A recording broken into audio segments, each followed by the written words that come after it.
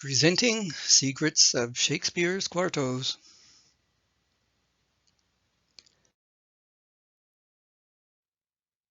I always wondered why many quartos title pages were typeset so oddly.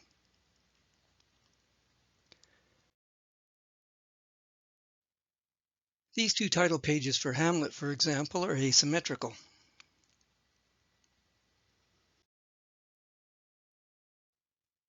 The title page for Henry IV adds unnecessary words to the title.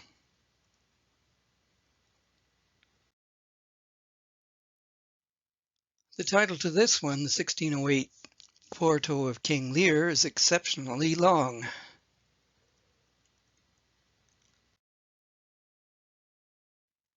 This one splits words and it has irregular uppercase lettering.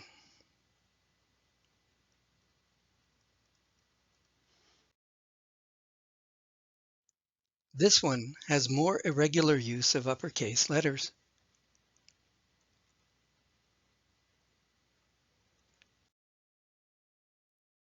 Elizabethans and Jacobeans loved symmetry and order, so what is really going on?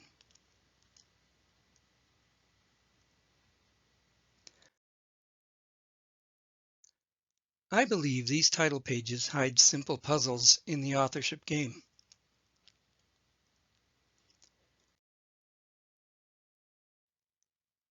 As an example, I will present the 1608 Quarto of King Lear. We're going to use the 23-letter Latin alphabet gematria values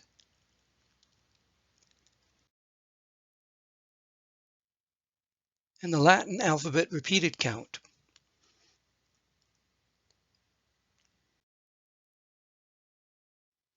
This was the very first Quarto title page that I saw, which had puzzles and clues on it.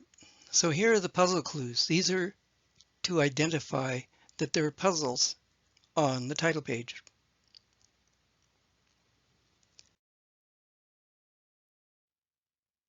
First, the name is misspelled with a hyphen.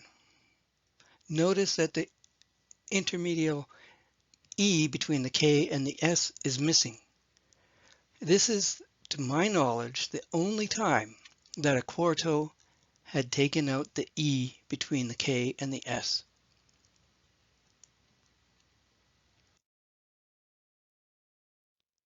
And these punctuation marks at the top are not circles.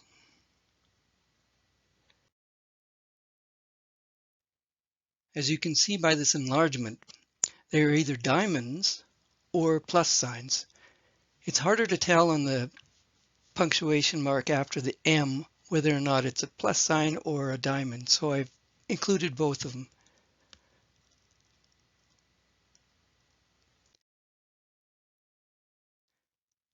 The colon after Shakespeare is also odd.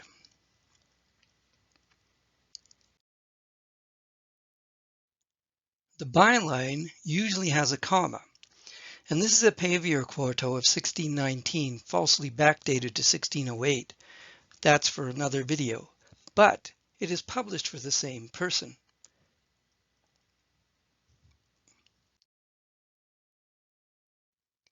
The top part of the title is a mixture of upper and lower case letters.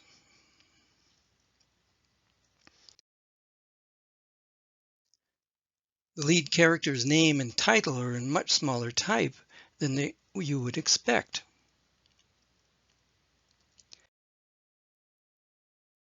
And the number 3 is spelled out. That is probably an indication that we are to count numbers, because adding "and his 3 daughters" is a bit redundant.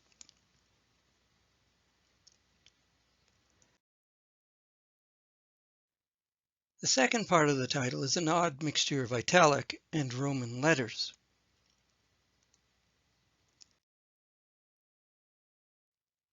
The name Edgar is deliberately set in Roman letters in a line that otherwise has nothing but italic letters.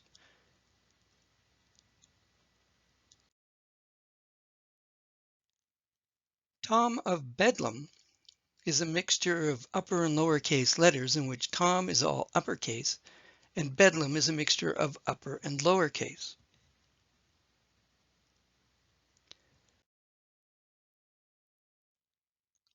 Let's start off with some simple counts.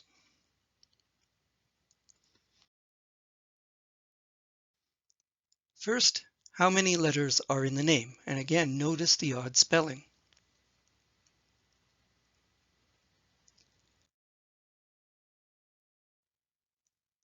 Next, how many lines are there on the title page? Lines of type there, that is. Next,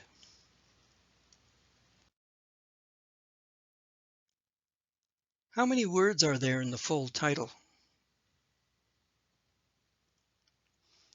Here are the solutions.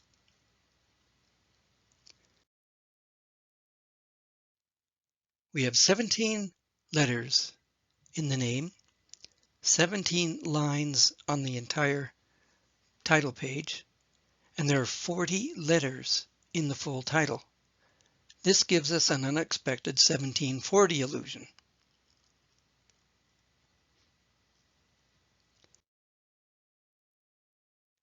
This is another hidden puzzle that I just discovered recently.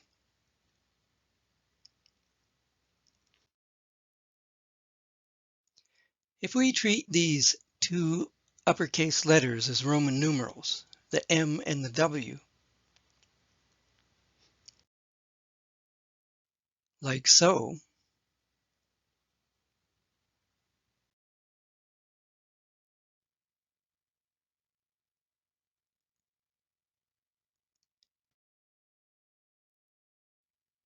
we can add them up to get 17 again.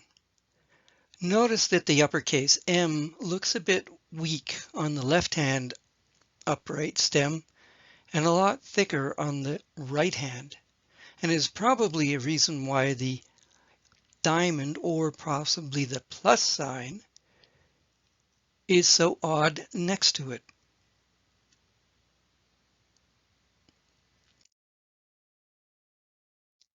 Let's continue.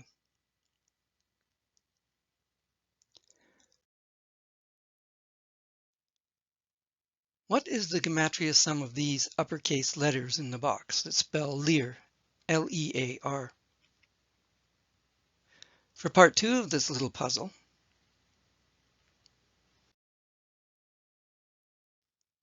we add the gematria value of this letter, the uppercase K,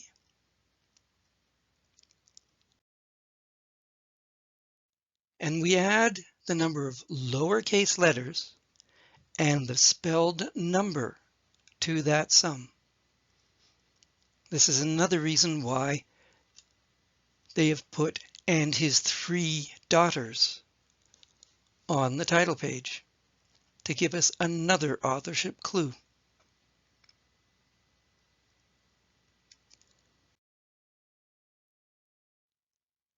For puzzle number 2, we add the gematria values of the Roman uppercase letters in the box in the top part of the title.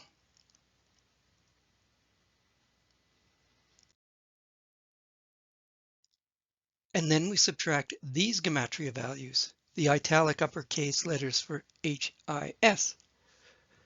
Once again, we're subtracting things that are different from a sum.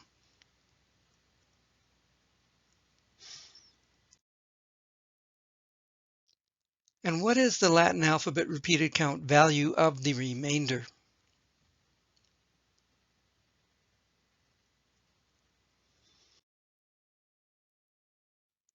These are the solutions for the second set: 34, 68, which is 17 times 2, 43, which in the Latin alphabet repeated count is VV.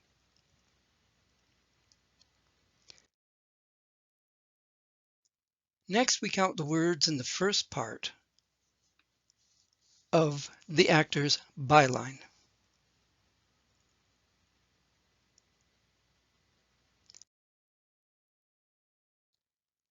Next, we count the Roman uppercase letters in the box, that is, from the top of the title to holidays.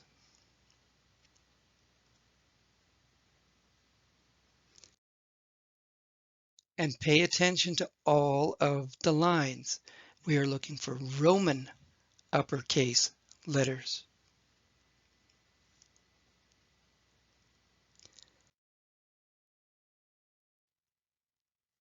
Did you notice the pattern? I didn't until I'd finished looking at this page, and then I thought to myself, wait a minute, there's a pattern here, and it's pretty clever.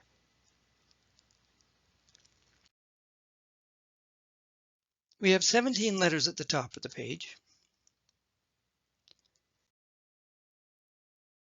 17 Roman uppercase letters in the title to the first part of the actor's blurb.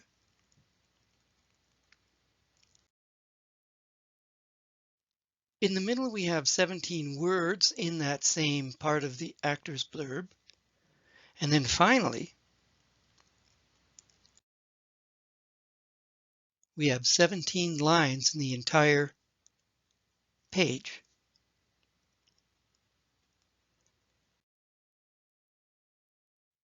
This is an example of the 17 enigma stratagem with increasing sizes. We start off with letters, upper and lowercase letters. Then we go to uppercase letters, put them together to make words, put them together to make lines.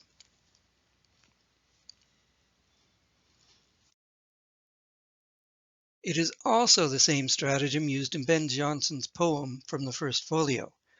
It is the subject of my video, Secrets in Ben Jonson's poem from the First Folio.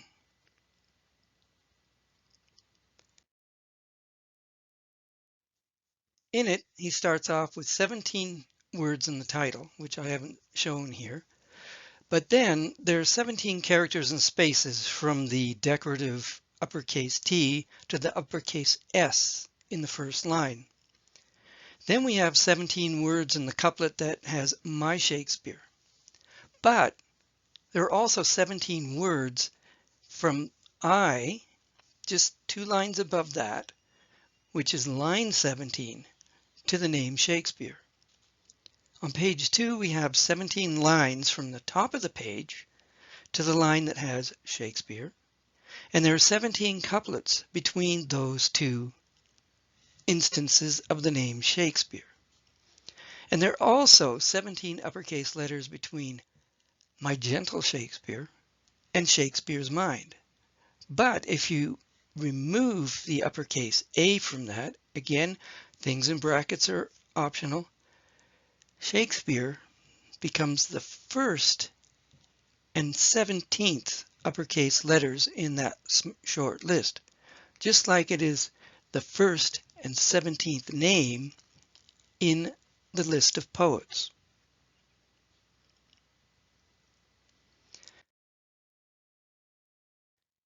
We have seen these values before in the first folio and elsewhere.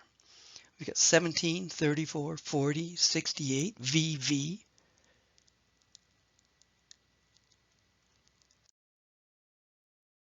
The presence of these numbers suggests that some quartos are part of the Shakespeare authorship game.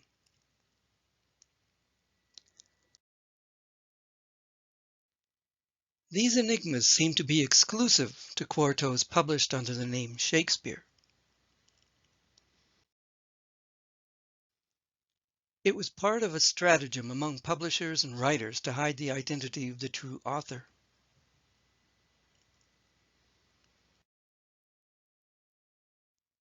Edward de Vere, the 17th Earl of Oxford, who can be identified by the numbers 17, 34, 40, 68, and by the letters VV, which stands for his family motto, Vero Nihil Varius.